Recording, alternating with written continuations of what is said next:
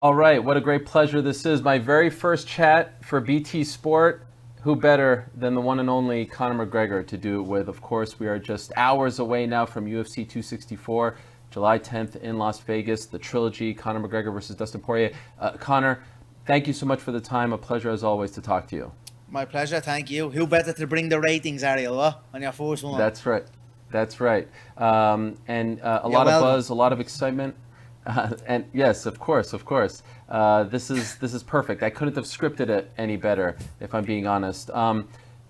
Leading up to this fight, Conor, in my opinion, you have been somewhat conspicuous by your absence. Not a lot of footage of you in Countdown, embedded. You've shown up a couple times on Instagram, but very quiet, very under the radar. Why is that? Well, because I do what I want, Ariel. I do what I want. I'm keeping this enemy in a suspense of terror, and that's it.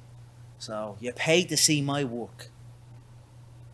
Do you feel like he is in a state of terror right Of now? course, he's trembling. Like, even after the last win, Ariel, I don't like this anymore. I don't want to do this anymore. Imagine after your biggest win, you're saying that because he knows he got electrocuted in both rounds. He got rattled. I had him out on his feet in both rounds, multiple times in the first and even in the second, a bad one in the second. So, he knows the shots he ate, and he's going to eat a hell of a lot more of them, that's for sure. Speaking of the first fight, you seem to have handled it very well in the immediate aftermath, the press conference, even, you showed up the next day on Instagram. You didn't shy away. You've never shied Of away from course, your I'm defeats. here for a job. I'm here to do my work. Things happen in this business. It's about assessing, what went wrong, things we can improve on, and that's it.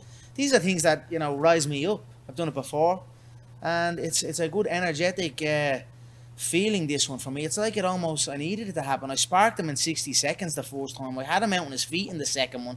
If we knocked him out there in that second fight, Ariel, this wouldn't be what this is. It would have been like, you were supposed to knock him out. Now I'm at to teeing it up to be the biggest thing on the planet. So I'm relishing in it, and we've been putting in solid work. If someone would have told you back in 2014, eventually you would have a trilogy with Dustin Poirier after the way that first fight went, would you have believed them? No, I wouldn't have believed them, but it is what it is. Here we are, and I'm relishing in it.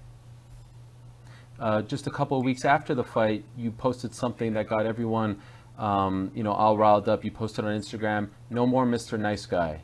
What did you mean by that?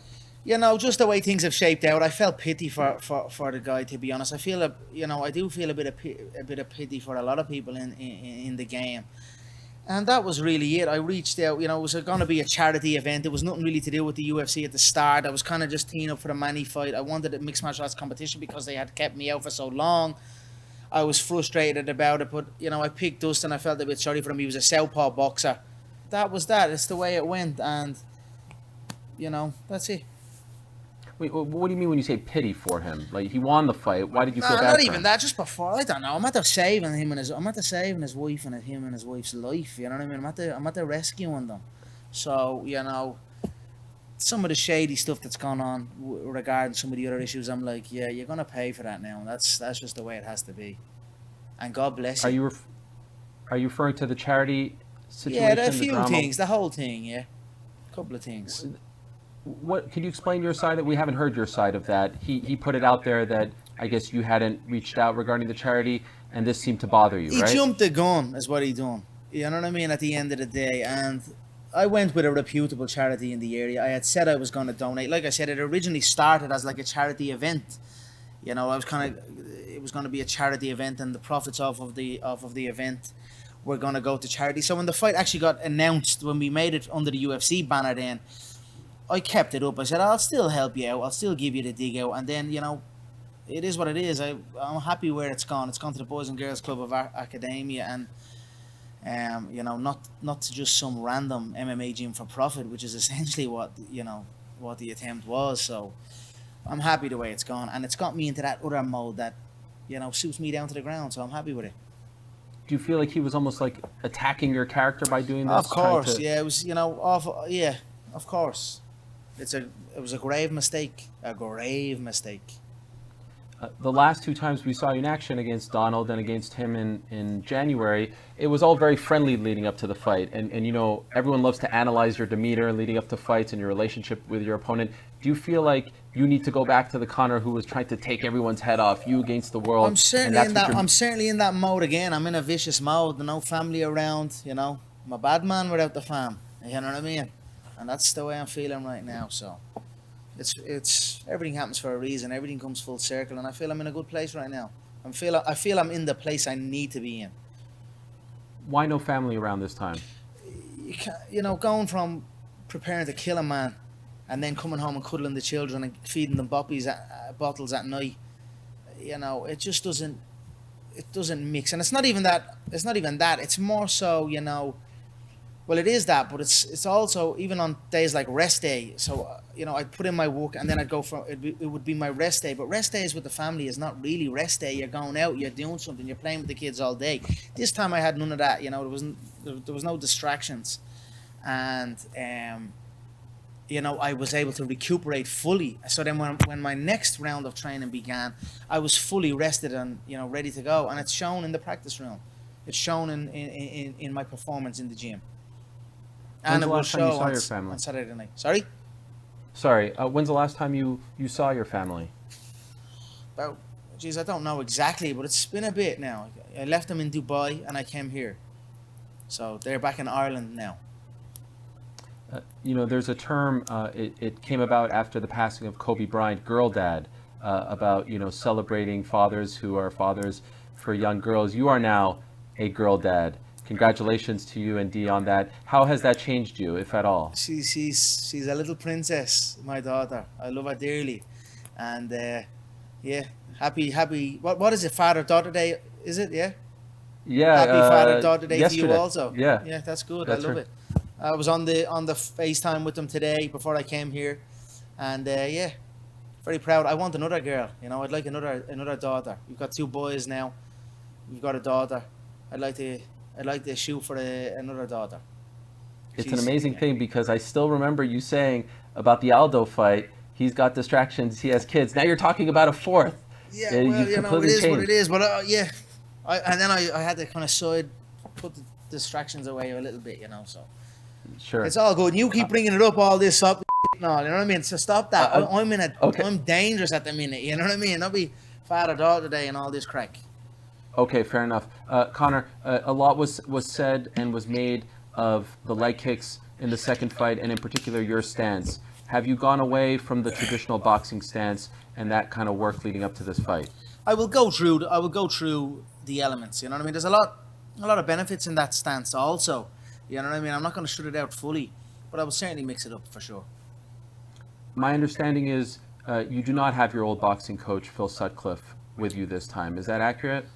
Yeah, we didn't come to the US, but we've been training. We have trained non-stop, yeah, but they didn't come to the US. So who will be in your corner for this fight? John and Roddy, and then my 2 fast coaches. Like Okay. a sparring. It's been solely mixed martial arts this camp. There's been no distractions. The last camp was 75% boxing. It was 70, even 80% preparation for Manny Pacquiao. You know what I mean? I had a whole team of people that were specifically for Manny, as far as body shape and type and all of this type of crack. So, and then I also had my wrestling coach. My wrestling coach isn't with me also at the minute either. It's not just the boxing. Because they're like different areas. I've just focused solely on mixed martial arts. I've put in some great work with all my coaches over the years. Phil, the boxing guys, Sergey, the wrestling guys. But I dialed it in to the mixed martial arts aspect of it. There's no point in not doing it, especially the way the last one went and the way this one is. So the corner is as it is, as it's always been. An extra addition will be the fast coach who does the clock for me in the sparring. So it'll be all familiar to the sparring work that we do. So Did you feel like that boxing training led to the defeat in January? Did you feel like that was I got a lot of mistake? benefits out of that. The shots, my punches were crisp. I let off the weapons and also dealing with the attacks of a mixed martial artist, for sure. You know what I mean? If you're doing multiple spars, and some of those heavy spars are boxing spars, your MMA spar is not going to be. It was hard to fit them both in at the same time. So, I've focused fully on MMA for this. Do you suspect he is going to come out with the same type of game plan? That's all he attack the knows. league All he like that? has. He's crapping his bags early. I think he shot in 20 seconds of the first round. 20 seconds in, he almost shot as fast as the Dagestani, who shot 15 seconds into the first round. So they fight me afraid. They fight afraid. They back away. They shell up. They dive for the legs. You know, I'm aware of it now. Awareness is what it's about, and that's it. One thing that you noted a couple of times after the fight was that you didn't need the stool in between rounds. Why was that such a big deal for you? It was nice to be, to showcase that, my cardiovascular abilities is improving. Again, though, there's none of that this camp, or there's none of that this fight. There's nothing for free getting given here. There's a lot of freebies in the last one. 155 pounds on the scale. That's going to be 156 pounds on this scale.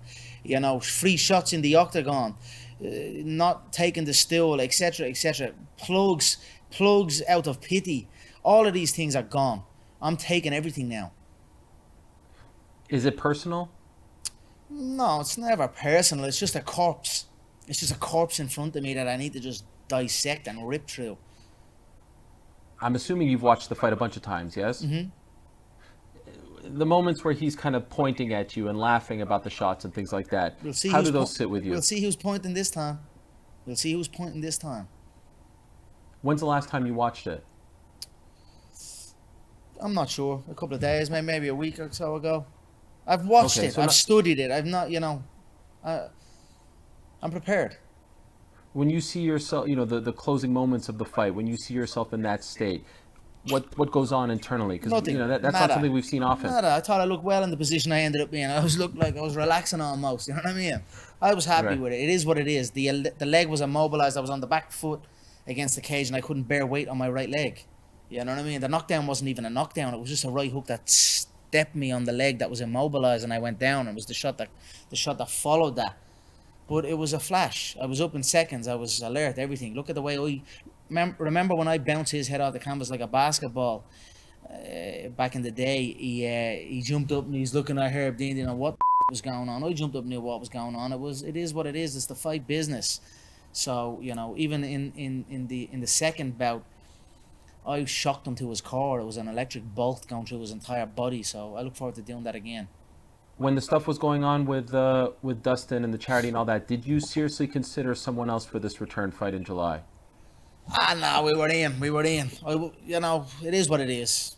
It is what it is. He's to get his ass whooped now, and that's that. What about Khabib? Do you still hold out hope that will happen? I don't really give a about that guy, to be honest with you. I mean, he ran, he's gone, he's trying to blade. What did he didn't do all in the sport, in my opinion. 3 wins on the trot. Before that, he pulled out blade and everything. He had a little run and dipped out, showed his true character. It's not like I wasn't surprised. He scurried away like the little rat that he is. So he's not. I'm not even concerned. Would it be fair to say you win this fight, Charles Oliveira's next, the lightweight champion? Yeah, it's Oliveira next. We'll dance with the Brazilians again, and I look forward to it. Does he impress you? No, he's timid. He's gonna crumble. No. Why the new teeth? What do you mean? Why the new teeth? I know he's aren't they? I thought the other ones were great. Yeah, they are. But you can't drink coffee and all that crack. So we drink the coffee, I'm bleeding. I got them done. They're actually. It's not like I didn't get like veneers or anything like that. Actually, my teeth are just juiced up and sparkled and all. So I'm very happy with them. Yeah, they look great. Congratulations on the proper deal that was announced. Congratulations on Forbes. Thank you, sir. You are still the bread, as you reminded us not that long ago. Always we have to ask, what is the prediction? How do you see it playing out on Saturday night? Dustin's going out in a stretcher. That's my prediction. He's going out of this fight in a stretcher. Early, late, mid? I'm ready for it all. I'm not jumping the gun. I'm ready for it all. But he's going out in a stretcher. Conor, appreciate it as always. Yeah.